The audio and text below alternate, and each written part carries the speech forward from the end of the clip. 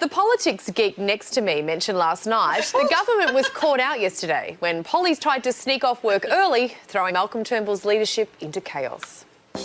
Canberra Airport's a crowded place on Thursday afternoons, its airline lounges bulging with pollies fleeing the capital.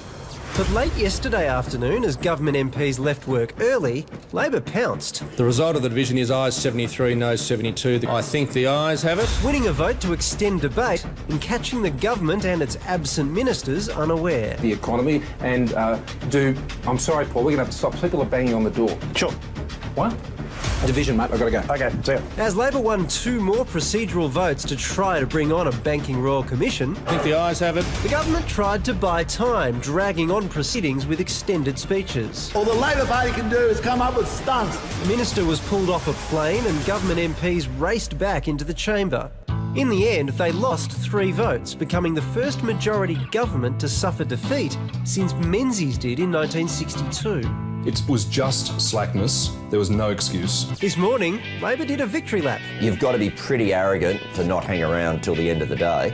If you can't run the parliament, you can't run the country. While ministers explained themselves. There's no doubt that what happened late yesterday afternoon was a stuff-up. Obviously, all members of parliament should always be available for votes in the House of Representatives. And an angry PM lashed out at his colleagues. They're grown-ups, they're experienced parliamentarians. They knew that they should not have left, and they left early because they thought they'd get away with it. They've been caught out, they've been embarrassed, they've been humiliated. But his government's competence, even his own grip on power, is now in question. If the Turnbull government can't establish order and discipline and Turnbull can't establish leadership, then I'm afraid the revolving door prime ministerships in Australia will continue and that door will keep spinning.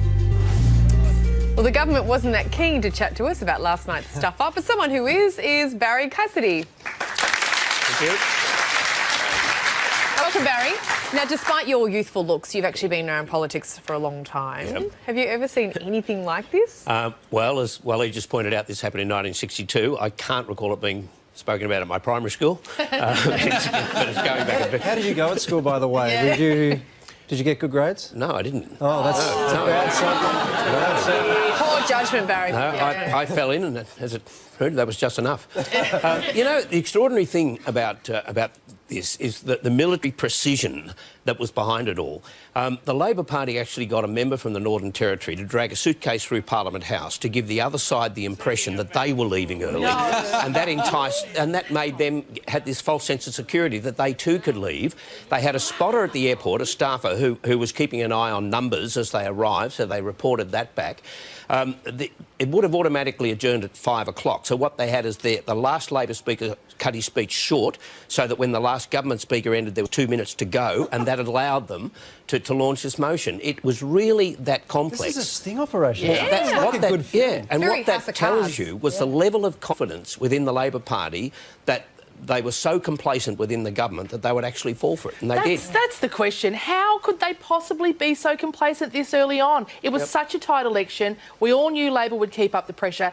How has this happened? Yeah, see, the problem is that Tony Abbott said a couple of weeks ago that this is a government in office but not in power, and Malcolm Turnbull said, well, look, that's rubbish. We've got a majority of 1. And so Labor's tactic was to test that, to show that a majority of 1. If you're not around, you'll lose. And so what we saw in the end was a public display of mismanagement. Wow. So, the Banking Royal Commission, I'm just trying to think through, because that's what the vote that they were trying to get through was. Yeah. Imagine if it had got up, and it had got up because they managed to pull this Swifty in Parliament. Yeah. I just wonder if that would have completely undermined the whole exercise of having a Banking Royal Commission, and in some ways, this is the best possible result for Labor. They got to prove the government were hopeless. They got to create chaos, but they didn't have to live with a Royal Commission that would have been... I think their intention was just to win the procedural motions. They didn't think they would get up a motion on the Royal Commission, but they came so close. Adam Bandt, the Greens, and the independent Cathy McGowan left as well. Now, Cathy McGowan turned the car around and came back and missed the last vote by a minute. But had those two been in the chamber, then there would have been a motion supporting a Royal Commission. It already passed the Senate, it would have passed the House of Reps. Now, as you said, I don't know what the impact of that would have been, because how much credibility would it have if the Parliament passed it but the government opposed it? Yeah. But that's how close they came to I think today's embarrassment multiplied by 100. They should have just let Bandt know. If he was in on the sting, it would have happened. Yeah, well, but he's not a member of their party. Perhaps they don't trust him to that extent. What a bit of fun, Barry. see you're excited. I can see you're pumped. Would you please thank Barry Cassidy? Love it.